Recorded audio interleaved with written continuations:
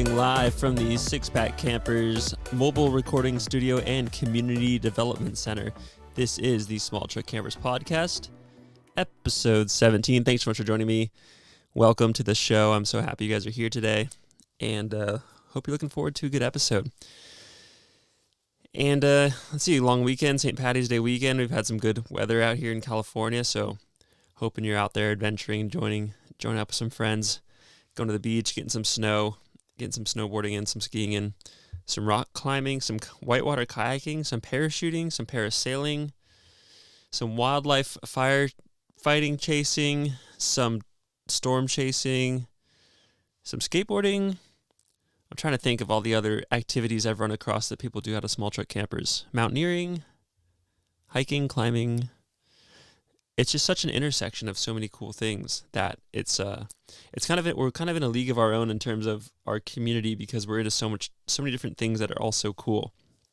We're not segmented, and I think the coolest part about having the community out there is hearing these stories about other people and what they're doing, what they're using their small truck camper for, whether it's a home base to go adventuring, whether they're full-timing on the road, or whether they're developing a company that will enable others to get out there and explore via a small truck camper. It's just such a cool community, and I love getting to know people and talking to people within that community, because there's always like this yearning for adventure at the very base of the blood. Throughout everyone's blood is like this adventure kind of DNA. So it's really cool just to hear how other people are pursuing that adventure. And there's so many different ways. There's no right way. There's no wrong way. It's just, I think there's so many just real people living real lives in this community that is super inspirational and quite a contrast maybe to, I don't know. It's just such a real thing in a world of unreal stuff. It's really cool to see, people actually out there breaking a sweat, building a camper out, maybe welding one together, and then going on these adventures, or even just like I said, tinkering and just getting it ready. But there's some sort of like realness and some sort of adventure that's just so cool. And I love uncovering that through this podcast and through the Instagram, obviously, as well. And today's episode is no different. We have an awesome guest, a couple actually, that are currently living out of a Tacoma 4-wheel camper combo as they pursue their dream to drive pretty much from Canada down to the southern tip of South America. And they plan to take a few months, and it's already a year and a half in, and they're not even halfway done yet. So really cool. I'm excited to share that story. That was a fun conversation we had, and I think you'll get a lot out of it. It's just so cool to hear these stories. And like I said, today's podcast is no different with a cool story. So I'm excited to share that. I'm excited I got some time to connect with our guests here, which will be on shortly. And I hope you will enjoy this episode. But thanks so much for joining me, episode 17. Awesome that we're here, and just so great that the community is thriving. Our Facebook group is just popping off. I think there's like 6,500 people on there, and there's some good conversations going. A lot of people just introducing themselves, showing off their rig. We're getting a lot of good comments on that, and then also some good questions getting posed, especially like in the more niche stuff. And I invite you just to hop on the Facebook group, go join it, check it out if you haven't already, and become a member in that, and become an active community member where you're able to comment and share whatever knowledge you have about, whatever it is the question is being posed, and just keep helping build out the community.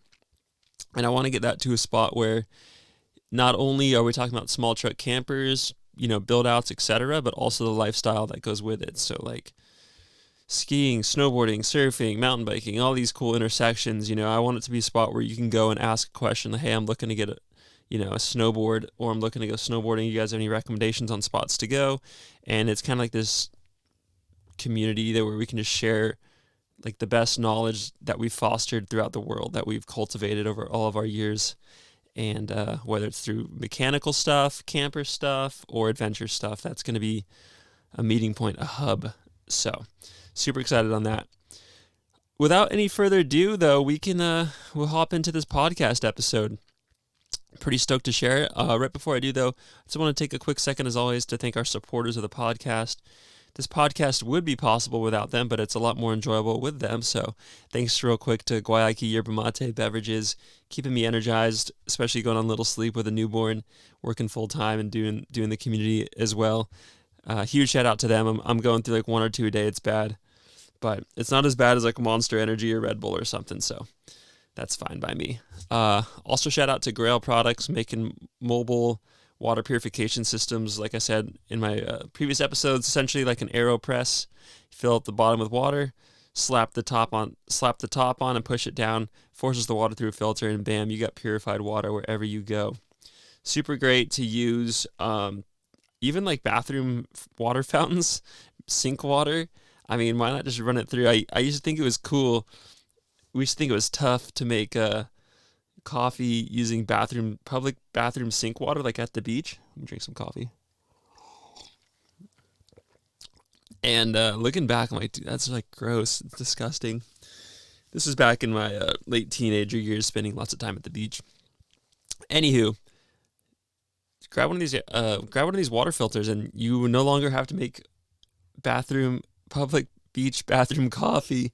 And looking back, it would be nice to filter that stuff a little bit and maybe have a few less stomach aches and actually be able to surf after drinking this stuff instead of just curled up on the beach like in pain and agony. And then lastly, this is so great, guys, Poseidon Bicycles. They've been a supporter of the community and what we got going on. And I've said this before, but having like a sturdy, heavy duty, price point friendly gravel bike has just been almost a game changer in terms of how I view, what I want to do when I'm not working. Go for a quick bike ride, get a good workout in. And just the stuff you see on the trail is just so awesome. I think I went the other day and I saw I was like, I'm not going to go mountain biking. And I was like, or, gravel biking. And I was like, I kind of had this internal battle. And essentially I was like, what, just go for 45 minutes. Otherwise you're just going to kind of sit at home and like, quote unquote, get stuff done, which doesn't really mean anything. So I like load up the bike, go down to the local trailhead, and I hop on the bike. And within 5 minutes, I came across a bobcat that had a bird in its mouth. And it was like not even running. It was kind of just trotting on the trail with this bird. Saw me and kind of like took off into the woods. But that's something I've never seen before. And I was able to see it in the saddle of a bike. And I just thought it was so cool. Like it was something I wasn't going to do. And then all of a sudden I went for it. So having a bike, I think, is just like such a good thing to have if you're in the small truck campers community. And what I like about Poseidon Bicycles is they're super well built. They're heavy duty. My Redwood gravel bike lasted 4 months on a ship with like sea spray in a hangar, and it handled it. It didn't let me down. I took it all over all these ports. It was awesome. Got to explore some pretty intense, single track kind of hiking trail gravel bike style stuff. And then I would take it around here in the Santa Cruz Mountains, and it would handle some stuff that maybe a hardtail or even a full suspension bike would be more appropriate. But it handled it, and it worked out great for what I want to do, which is get out there, exercise, not over bicycle myself. I don't want to be in a position where I'm like charging down these gnarly drops. I'm done with that stuff. That was cool in my 20s, but no longer in my 30s. So anyways, I'm babbling. Check them out, Poseidon Bicycles. Use code SmallTruckCampers at checkout. Get $100 off a bicycle. And that's a pretty good deal because their bikes are all under $1,000. So check them out. I think they're awesome. Anyways, okay, switching gears here. Linked up over a few weeks ago with the couple down in South America that left from Canada about 15 months ago. And the way they got there was by way of Nova Scotia down to Florida, cut across through California, then enter Mexico, and slowly head down south. I love these conversations. They're just so fun, and you get to just learn some cool insight about life on the road, but also it's just so great to hear about people's stories, how they ended up where they're at, how they're following their dreams and their passions. And this episode is no different. So without any further ado, I'd like to welcome our guests, Linsay and Travis, also known as Just Travelin' on Instagram. I'll link below. And I hope you enjoy our conversation and our chit-chat about kind of how this whole adventure started, how it came to be, where they're at now, and their future plans as they live the life driving to South America in their Tacoma with four-wheel camper pop-up. Hope you guys enjoy. And I got Travis and Linsay here. They're calling from their four-wheel camper down in Costa Rica. So welcome to the show, guys. Thank you. Yeah, it's wonderful to be here, and thanks for showing off our camper on your page a little while ago. So it's an honor. Yeah, my pleasure. Yeah, I I think you sent some photos and like with a caption like, we've been doing X amount of months on the road currently in South America, something like that. And I was like, oh dang, this thing is too cool. I gotta show it off right away. It was one of those rare ones where I get it and then I post it within like a few minutes. Yeah, right on, right on. Yeah, so it just struck a chord. Yeah, we're actually in Central America though. Didn't make it to South Okay. America yet. No. Oh, okay. Maybe it was Central. Yeah. I forget. Right on. So, yeah, where you guys calling from? Where are you guys tuning in from right now? You were saying Costa Rica on the beach. What part? More specifically? So yeah, it's day two in Costa Rica. Okay. We're on a beach called Playa Flamingo. It's on the northwest of the country. We're in this area. It's like super resorts everywhere. Yeah. That's not so much our thing, so we're trying to fit in and Yeah. park our camper where we can. Yeah, but the beaches are just lovely. Yeah. It's friggin' warm though. Not used to the heat like this. But yeah, just an absolute brilliant experience. Yeah, that's awesome. So, you guys are kind of tucked in between some resorts. Was it easy to find a spot to post up for the night? It actually has been more challenging than a lot of other countries here in Central Latin America. Our first day in Costa Rica yesterday, we stopped at about 4 beaches, and they all said no camping, and that was a first for us since the USA. So Wow. it's been challenging here, but overall, the other countries it's been super easy to find places. Wow. Yeah, that's incredible. And we'll get into all those countries and everything. But let's just backtrack a little bit. And I'm curious, I think I'm hearing two different accents. So maybe I'm wrong, maybe I'm right.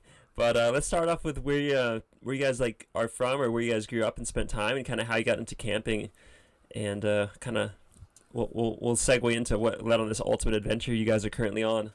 Right on, right on. You want to go first? I'll go first. So Yeah, I okay. am from Belgium. In Belgium, it is not so much travel and camping culture as what Travis is used to, but I always felt like I wanted to be in nature and explore the world, and I started traveling when I was around my 20s, and then eventually I decided to move to Canada for work, and also because I really was curious about the adventure. And I lived and worked for 2 years in Canada, and then I met Travis, who is from there. So yeah.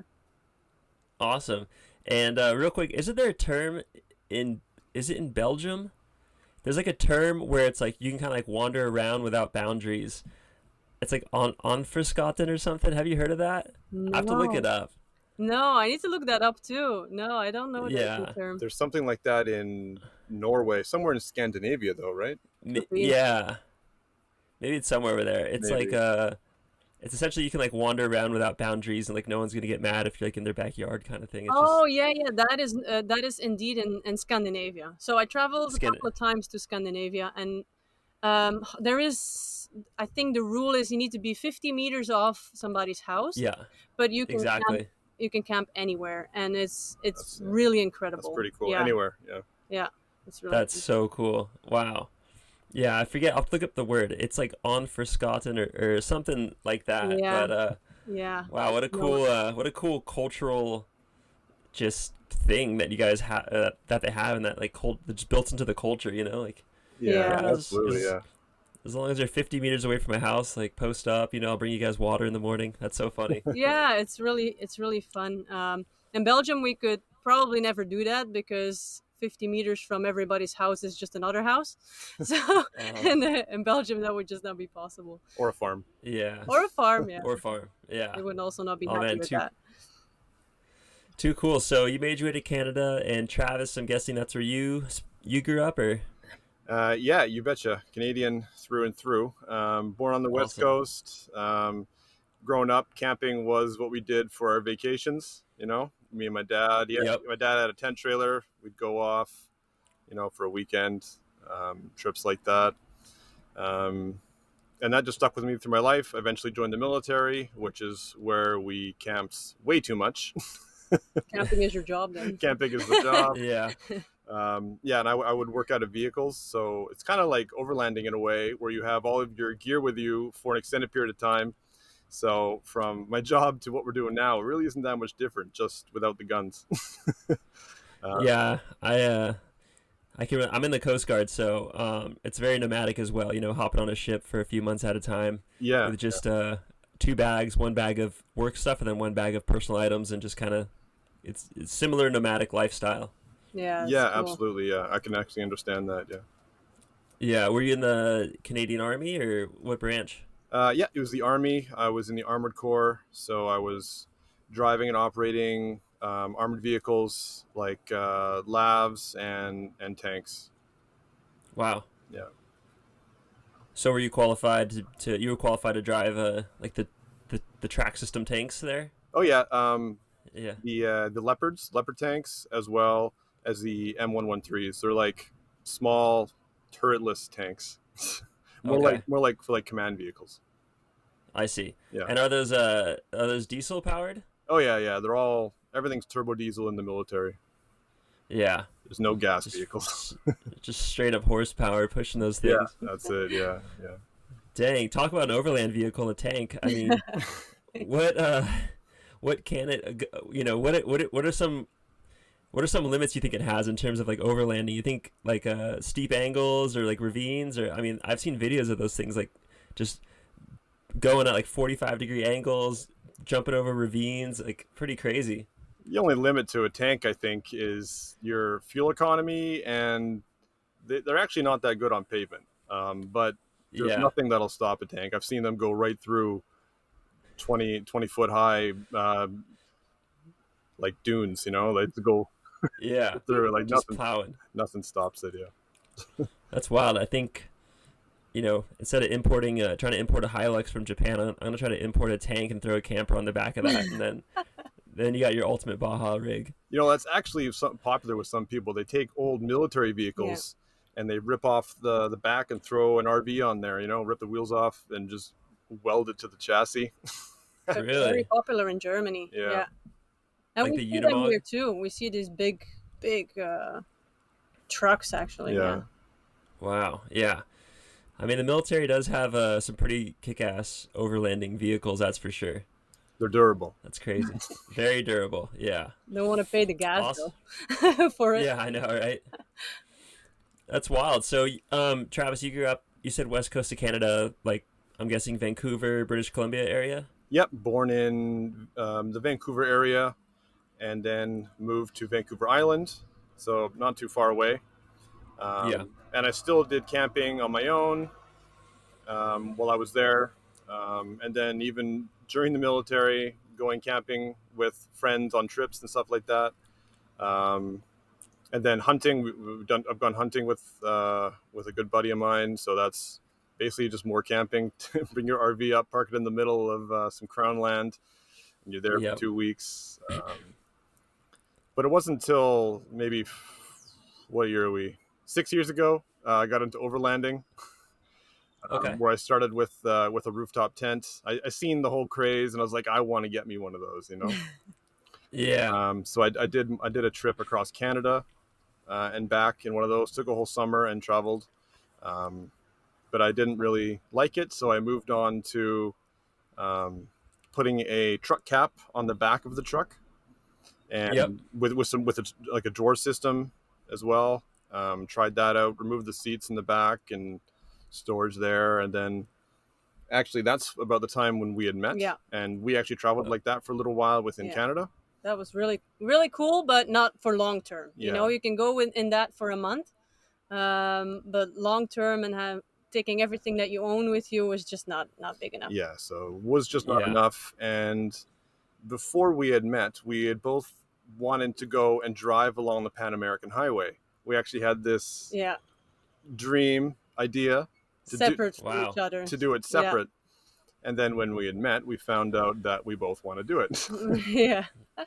So I was actually that is too converting a van on that moment. So the Yeah. moment I arrived in Canada, I bought myself a van, and I was going to Okay. convert it, which was way more difficult than I thought. Um, And then we met, and he had his truck. He was converting it for this trip, and I was converting my van for this trip. And yeah, the rest is history. So we then needed to make a decision, like, do we take the truck or do we take the van? And that's how we ended up with Yeah. Travis's truck. Yeah. So we took the truck and we had to pick some sort of camper for it. The very limited vehicle or very limited campers you can pick with a Toyota Tacoma. It's not a very big truck, so we Yeah. ended up having to go with a 4-wheel camper.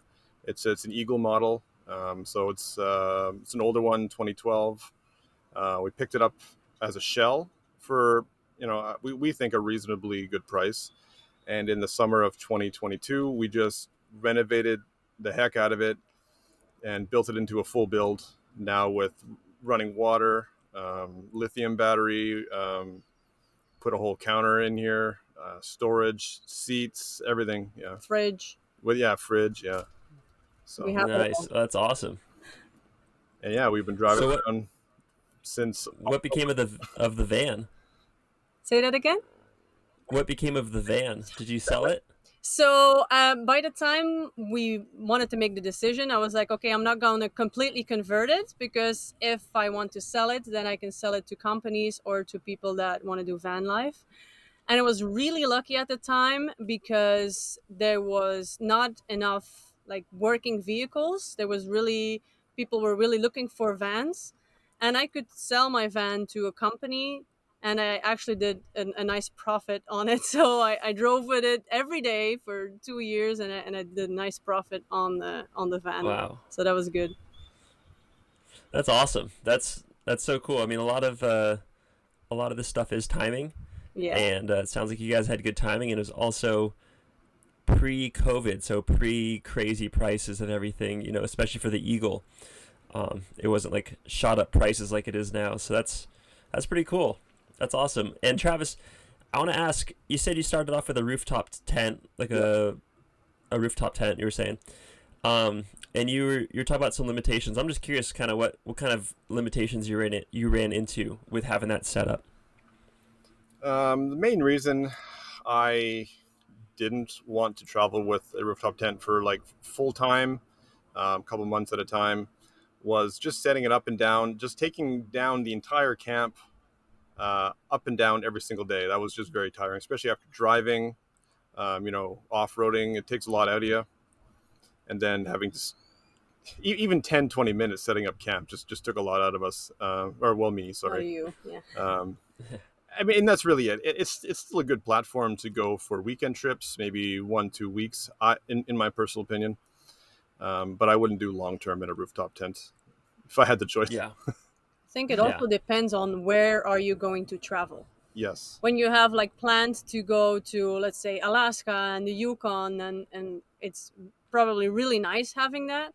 But if you're, let's say, in Central America, like where we are, and sometimes you need to be a bit more stealth, just imagine that you need to put up your rooftop tent on the Walmart parking lot, right? Yeah, so that's we spent a lot of story. nights at like not remote places, not campsites. We spent a lot of time in like the center of cities, parking lots. Yeah, so that's another reason why we wouldn't do it for long term, especially for a trip like this. Yeah, that makes sense. So what was the deciding factor after you guys met and you had Linsay, you had the van, Travis, you had the truck? Why'd you guys ultimately choose the truck over the van? That was not an overnight thing, that's for sure. It took a while. We were both fighting for our own vehicle, what made us decide? For me, it was one sentence that pulled me over the edge. Was Travis said, "It has always been my dream to drive the Tacoma to Argentina," and I'm like, "Yeah, that is not something I can argue with. If that is your dream." Yeah, absolutely. I'm a bit sentimental with the truck now. I'm the only owner for now 10 years of this truck. I've gone all over the country into the U.S. with it, lots of trips, and I just wanted to keep it going with the truck. And Yeah, it's a absolutely. very durable truck. And Travis knows it inside and out. So whenever there is like a little sound that is not right, he already knows where to look for it and Usually, how to yeah. fix it and stuff. If it was a Oh, Ford van, I don't know how to work on one of those. yeah, yeah. And there's a lot of noises coming from those. Yeah. That's wonderful. So you picked up the Eagle shell. Those are pretty lightweight, as they stand. Yeah. What modifications have you done to the truck since then to kind of maybe accompany the weight or get it prepared for this trip? Oh yeah, the suspension has been completely redone, but it was done previous to even considering putting a camper on it. So Okay. there's upgraded front shocks, so just some Fox 2.5s with a remote reservoir. In the front, nothing else, but in the rear there is some Dakar HD leaf pack, plus some more Fox extended travel shocks with the reservoir. And then to accommodate most of the weight, we didn't use airbags because my thinking was airbags have the tendency to fail at some point. Like there's airlines, there's air tanks, there's all this moving parts, and I'm not trying to hold, 10,000 pounds. It's a pretty light camper. So we went with this company called Timbren. It's like airless airbags. They're just rubber bump stops that are meant to hold a lot of weight. I think they're rated for like 4,000 pounds, which is still way more than what we're carrying.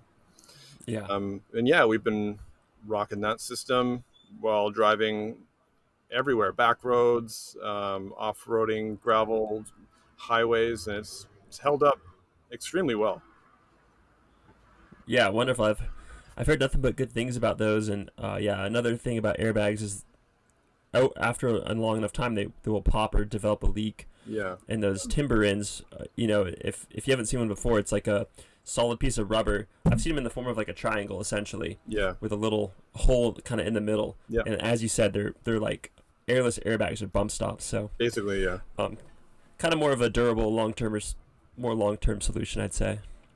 Yeah, and that was our goal. We wanted to be as low tech and durable as possible for this trip to make it anything easy to fix.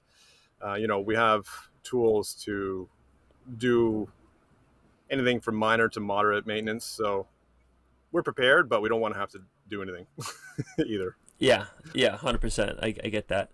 So that's awesome. And before you guys set out on this trip, are you planning on funding the trip just by savings, or are you guys planning on working while you're on the road, or kind of walk me through how you kind of finance this trip, either at the beginning or currently? Yeah, you want to go on your part? Yeah, so when I started traveling, like in the beginning of my 20s, I've always dreamt about doing a long-term trip. So for me, I started saving around when I was 21. I started saving, never buying clothes or a phone or an expensive car, like really save all my money. Um, and for the last, yeah, how long are we on the road now? 15, 16 months. We've been mainly spending off our Yeah, savings it's account. basically just savings. Yeah. But we also had a bit of a medical situation going on, needed to fly back to Europe. And so the expenses are going through a lot quicker. But we also have a YouTube channel, and that is starting to go really well. Mhm. Um, I am also a travel coach for blind people. So Wow. I coach blind people to enjoy travel more and how to do it practically, how to prepare and support them. And like this, we are trying to do some online work, but it is not as easy as you would Yeah, think. yeah. So Yeah. yeah, while we're traveling, we're trying to get things started, but it is a process. It is a bit of a grind. Yeah. Yeah. Wow. So the YouTube channel, you guys, that's starting to kind of work out. I know YouTube is it sounds so easy, but it's so much work. I've made a few YouTube videos and it's just Yeah. constant. So how are you guys finding that process? Uh, yeah, it's a grind. It is definitely a grind. The first grind was to get monetized. Yeah. They Mm-hmm. give you a year to get 4,000 watch hours and 1,000 subscribers. We were able to do that within, I think, 7 months. 7 months. Yeah. And that's with us posting a video every single week, and Yeah. that was difficult. But we made it there. That was the first grind, and now we're trying to changing the way we make videos. Before it was just a really simplified vlog of what we do in the previous week. Now we're shifting focus to longer, more cinematic style, and we're finding people are really enjoying it more. Yeah. Also, skills have increased too, so A lot. Yeah. that might be a part of that too. But it's still a grind. Absolutely, there's so much content out there, especially in the travel world. Mm. It's really hard to stand out. So we're just trying to make the best videos we can, and if we don't get rich off it, we're still having fun We doing won't. it. We won't. That's a good Joe. good philosophy. Yeah. That's awesome. Yeah. And Linsay, I mean, that's incredible helping visually impaired people enjoy traveling. How how did you get started in that? Or I'm just kind of curious kind of about that niche you're in. That's Yeah. so incredible. Yeah. That's not something that you just pick out of the blue. Um, Yeah. For about 7 years, I've been mainly in like training guide dogs. So those are dogs that guide visually impaired people on the street. And I've been training dogs for 7 years now, first in Belgium, and that is also how I moved to Canada, to work in Canada to do that. And also training visually impaired and blind people to increase their mobility and their orientation. So really trying to get them around, get them out of the house, to volunteering or to work. And then starting this trip, I still wanted to serve the community, but I didn't really know how because, I can't be training any people or dogs Yeah. on the road. And then I came across to travel coaching. So travel coaching is something fairly new. It's something completely different than travel agents. Like a travel agent, they help you book the best deals and the best hotels and trips and everything. But a travel coach is mainly more the support and helping to find meaningful travel for people, supporting them. You can do a trip and go, let's say, to Florida and sit on the beach for a week and come back home. That didn't really change your life much. But if you would go, for instance, backpacking in Peru, that could be completely life changing for people. And that is mainly what Wow. travel coaches do, is really trying to find that meaningful travel for Mhm. people. And then what I mainly do is that I've noticed that a lot of visually impaired are very anxious to travel, which obviously is Yeah, because makes of their sense. visual impairment. That makes sense. So it's really important that they manage to get those skills so that they can still enjoy travel, and how they can enjoy travel, so that they can step out of their comfort zone and also feel empowered about getting out there and still enjoying what Yeah. travel brings. Wow. That's super cool. What a cool segment to be in too, travel coaching. I haven't heard that term before, but now that you bring it up, it does make sense, It's like some of those trips that we go on are so life-changing. We want to share that with people, and a lot of people are like don't really know where to start. That's it. So having the coaching there as a resource is like super cool cuz you make a good point, You could go to Florida and sit on the beach for a week and, enjoy yourself, but is it really there's something to be said about those experiences where you really come back richer than when you left, even if not with money, with experiences. So Yeah. that's super cool. Yeah, definitely. I dig it. And obviously you guys are on a experience right now. So where did this trip start, and what was the kind of first 15 months is quite a long time on the road. Yeah. So Yeah. walk me through just kind of the start of the trip and kind of how it all got going, and we'll segue into where you guys are at now. I'll start. So when we left, kind of came down to Lindsay's contract with her Mhm. guide dog training, and that ended in October of 2022. So that's when we had to leave. Our original plan was to see more of the east coast of Canada, the province of Newfoundland. I don't know if you're familiar. Yeah, so we wanted to see that, Oh yeah. but unfortunately, Canadian winters start pretty early Yeah. sometimes. So by October, it was already starting to get cold, below freezing at night. So we're like, all right, let's spend like 2 weeks max in Canada on the East Coast, and then let's just get into the U.S. To some warmer weather. So we traveled just down the eastern seaboard of the U.S., stopping in any interesting city. We stopped in New York, Boston. I don't know, a bunch of places. This was a year and a half ago now. I don't really remember, but Yeah. we went down the eastern seaboard down to Florida, spent a couple weeks there, and then we basically went across the country to California. From there, stopped in some parks like Big Bend National Park, Death Valley, Joshua Tree. Joshua Tree. So we White saw Sands. some pretty interesting parks. And then that really ate up the 3 months we had. We only had 3 months Yeah. because of Because of Lindsay's European visa. So 3 months of that, then into Baja. Spent almost 2 months in Baja itself, like 6-7 weeks. Absolutely phenomenal place. I'm sure a lot of your listeners may have been there. Oh yeah. Oh yeah, absolutely. Yeah. That's awesome. It's a great place. We would love to go back. And then we ferried over to the mainland Mexico, to the city of Mazatlan.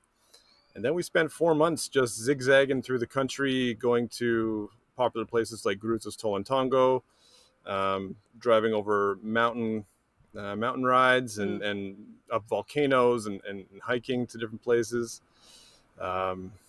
We also always take the small, difficult, long route. Yeah. So that's why it takes us so long to get to places. Because in Mexico, you have nice highways and you can get somewhere very quick. You pay your toll and that's it. Mhm. But then we see like this this wiggle route through the mountains, that's like 4 times the time. We're like, oh yeah, let's drive that. Let's check that out. Yeah. Yeah, we usually take the roads that are off the main Yeah. highway. Yeah, so I mean, that's where the good stuff is, though. You So know. good. yeah, we found some amazing drives by doing that, So Yeah. and why it took almost 6 months to get through Mexico. yeah. That's amazing. Yeah. That's really cool. So, what were some maybe like? I know you guys have a lot of like fond memories of Mexico, but what was maybe a highlight that sticks out, or like it might not be the ultimate highlight, but what comes to mind just right off the bat of like that was really cool, or I'd recommend doing that, or I'd travel coach somebody to do this.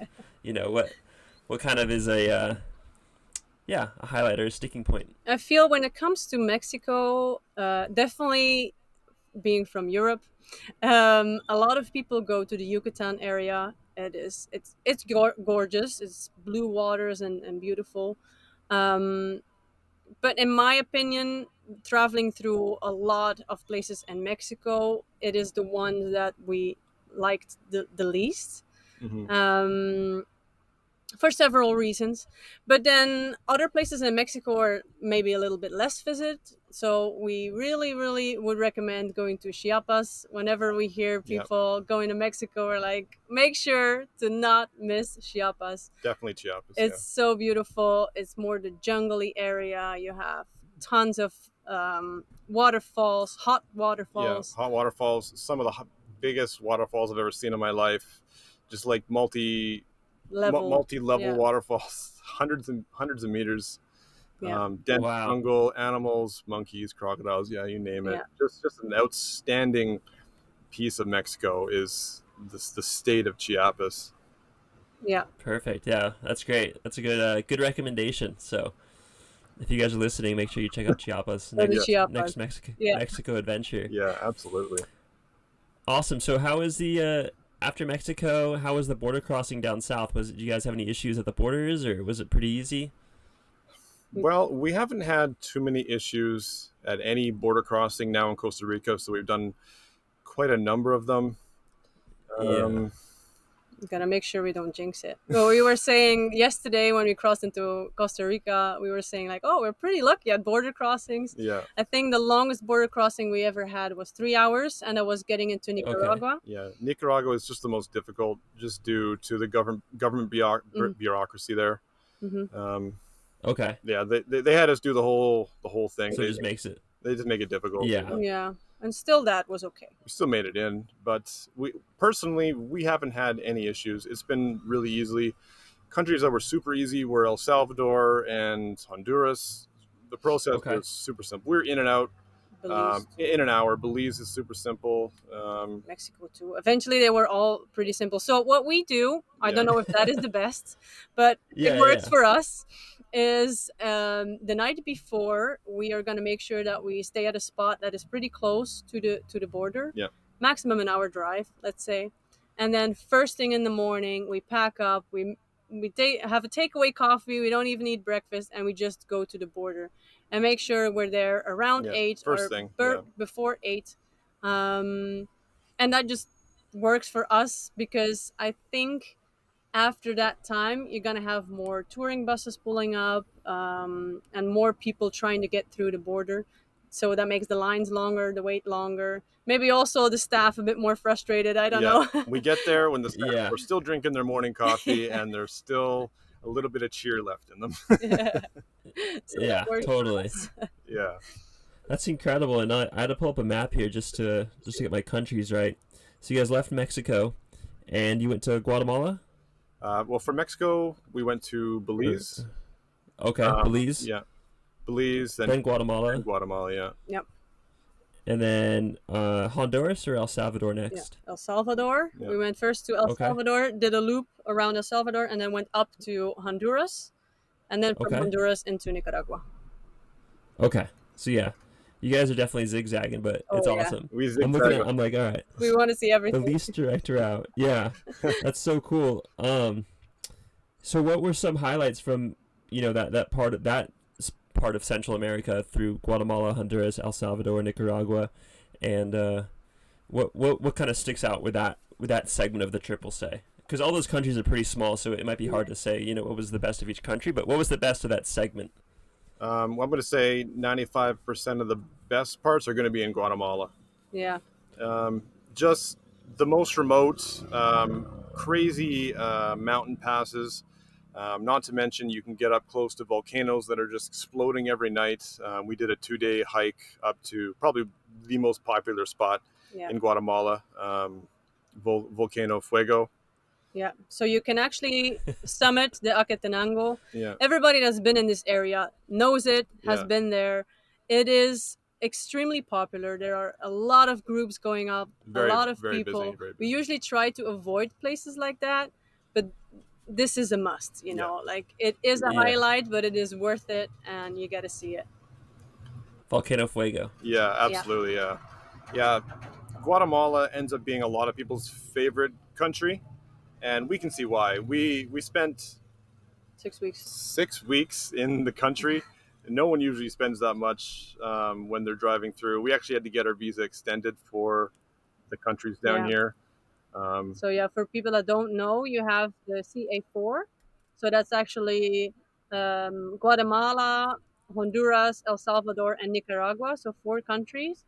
But when you enter, you only get 3 months to do all these countries. All four. Yeah. All four, yeah. Which is not enough.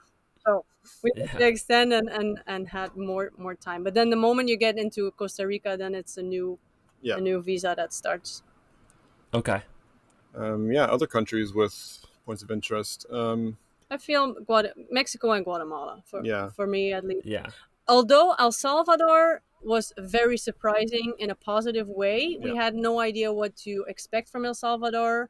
It doesn't really have a good name from the past. Because of the violence and the civil wars they've had. Even just recently, I think even just 2 years ago, they threw 50,000 people in jail to clean up the streets. Yeah, they really cleaned it up. Yeah. And that was my next question was how was El Salvador? Was it, as sketchy as it's made out to be, or how did you find it? We didn't know you don't know what to expect. Like Guatemala, more what you get into, but very, very pleasantly surprised. Yep. The roads are as smooth as we've ever seen in any country here.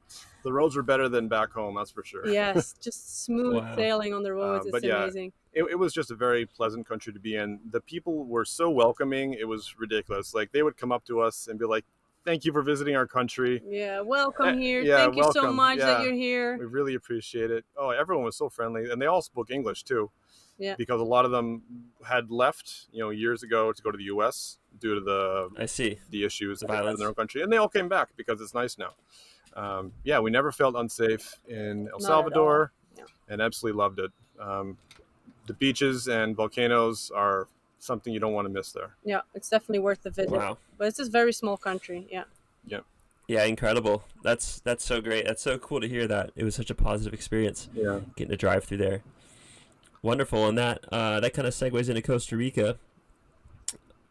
So what are your I mean, there is a country, yeah, Nicaragua in between there. Was there any highlights of Nicaragua between any highlights in Nicaragua you guys can recommend or reminisce about? Yeah, Or is that kind of a straight boarding. shot? The volcano boarding. Volcano boarding. That was a lot of fun. First thing I thought of. Oh, volcano boarding. Okay. Yeah, and definitely as an overlander because you can park right at the volcano. So you're just sitting there sipping your coffee and you can see all people coming down with their board Yeah. off of the volcano, and then in the morning you can go as early as you want and you're all alone there. So that's something you got to do when you're there for sure. Definitely. And then another cool thing also in Nicaragua is you have this massive lake in the middle of Nicaragua, and in that lake is an island, but that island consists of two massive volcanoes. It's called Ometep. Ometep, and definitely that one volcano is just massive. And you can very easy just take a ferry across with your car. Yep. And then we drove the whole thing. It's like a beautiful 8 that you can A drive. big figure 8. Yeah. Oh, wow. And that's definitely also worth Yeah, going that was to. cool. Yeah. We spent 4 nights on that island. We carry pack rafts with us, and there's there's like a little river in between the two islands. They're all connected, but there's like a little river in there, and you can see caiman and all sorts of really exotic birds in there too. So, wow. Yeah, it's really cool. That's incredible. Yeah. So cool. That's awesome. And so now that segues us to Costa Rica, and it's only been day 2 in Costa Rica? Yeah. Yes. Or is it okay? Yeah, today's day 2. We arrived. We crossed yesterday. Yeah. Yeah. So this is yesterday our morning. first Oh, wow. day. Yeah. First full day. Yeah. So we didn't do much yet. Cool. Yeah, I would imagine. Well, that's awesome. And how was the border crossing from Nicaragua to Costa Rica? I mean, you guys stuck to the plan of get there 8 a.m. Yeah. No breakfast, just pack up and go. So how'd that go yesterday? Yeah. Smooth. Yeah, it was great. We showed up like we always do early in the morning. You obviously got to clear out of Nicaragua, which was much simpler than getting in. Yeah. It's never a problem getting out of countries. Yeah. Yeah. So, but it's also still not very straightforward. We use iOverlander because people put in the step-by-step instructions So helpful. on what to do when you get to the border, because no one tells you and there's not many signs. And of course it's in Spanish, so you better make sure your Spanish is at least well enough to read. But then entering Costa Rica was probably easier than the past couple countries. It was super easy. The border guard spoke English even, so that was wonderful.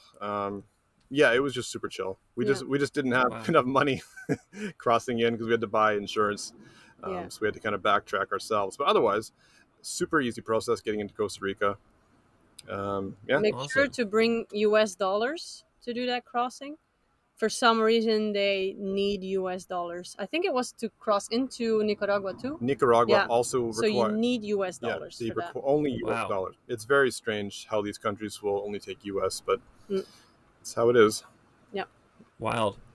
That's amazing. So we're at 15 months into this journey, and the ultimate destination is Peru. Is that what you were saying earlier? Our ultimate destination is Argentina. But when we started, we had, it's such a huge trip. It is really difficult to plan. Very. And we are also not the biggest planners because we like it that way. Like, to be honest, we know a little bit where we're going tomorrow, but that could be different when we get there. Right? I don't know where I'm going. Sure. I'm going tomorrow. Yeah, we're driving the peninsula here. So we had in mind that it would take us 2 years to drive to Argentina. Yep. But yeah, we're 15 months in, almost 16 months in, and we're still just in Central America. We're not at the bottom of North America yet. Yeah. Yeah. Also because of a situation that we needed to fly back to Europe with. And also we really take our time. Like, we met people in Baja. We made a bunch of friends there. Most of them already made it to Argentina. Some of them are already done and almost back home. Yeah, they've already shipped their vehicle back to the U.S. Yeah. So. Oh wow. Yeah. And we're still just we made it to Costa Rica, yippee! Yeah. Yeah. So we view this trip more as a lifestyle, not as much. It is not a vacation. It is a lifestyle. This Yeah. is our life now. We don't have jobs to get back to. We don't have a home to get back to. This is our life. This is not just a vacation. That's it. Yeah, and you guys are rich in time right now, and you're just enjoying it. And I think there's something to be said for that. Just really soaking it in and just taking the time to enjoy it. That's an incredible experience. I can't even dream of doing something that grand. That's just amazing. You guys are doing it. It's so cool to hear. Yeah, we're definitely not the only ones out here. We're in contact with people who've been doing this for longer than us, and we've met many couples who are also on the road enjoying it. Same way we are, and also longer too. So there's quite a few of us out there. Yeah. And, Yeah. Oh yeah. We had a couple on the podcast a while back, El Truquito, that are doing the same thing. I think they made it down pretty far. So Yeah, we're also in I contact think they're still on the with road. them. Yeah, we talk with them. Oh, okay. Yeah. Yeah, I think They have, it's a small world, so even we have so many friends that we've never seen before. Yeah. And that we just contact, like now also getting into Costa Rica, there is a lot to see in Costa Rica, Yeah. but a lot of it is very touristy, and we kind of want to, get around that. off the path. Yeah. So we like message a couple of friends that we've never met in person. It's like, hey, like where should we go here in Costa Rica? Help us out a bit. Totally. That's Truquillo awesome. was one of them for sure. Yeah. Yeah, that's great. That's wonderful to hear. That's cool. So yeah, we're 15 months in the journey. How's the camper holding up? Any changes you made, or are you happy with how the camper and the truck are holding up? How's that whole experience going? Yes, as it was like our first time building a camper or anything to live in, there's always going to be something you want to change. And we didn't test it. Yeah. We literally just left with it. It's like, okay, just whatever. To be fair, it wasn't even done when we left. We were still working on a couple small things while we had just started the trip. Yeah, we didn't even had a step to get into the truck. So you kind of had to like climb in with hands and feet and like... Yeah. So like in the US, we were like, okay, let's just buy a step because this is ridiculous. It's just like a hitch step. But yeah, in the camper, nothing really is going on. I would, well, there's a couple things, some with the electrical system, water system. So we've been running off 100 amp lithium battery. We find a second one would be super beneficial, especially since we run a Starlink as well. Like we're using Starlink right now for this call. Okay. But right now it's super sunny, so it's not a worry. But even like a little bit of shade in the day, it'll drain it pretty far. Yeah. So, running a fridge as well, you plug a laptop into here and there. So doubling our power would really help us, because sometimes we got to be kind of energy conscious. Sure. Some other small things like our fresh water tank, it needs to be filled from the inside. Yeah. Which is a pain. I'm not gonna lie. We got to like get a bottle and pour water into it. It takes forever. If it was like a normal RV inlet on the outside, I wouldn't really have to worry about it too much. But what else? Other than that, I don't know. I'm pretty happy with everything.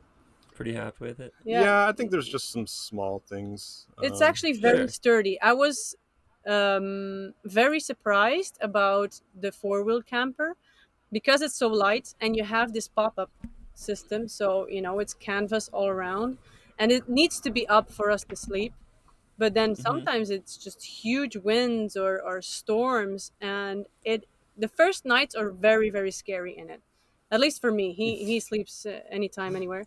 So in the very first night that was on the east coast of Canada, I literally thought the roof is suddenly gonna fly off and that's the end of our trip.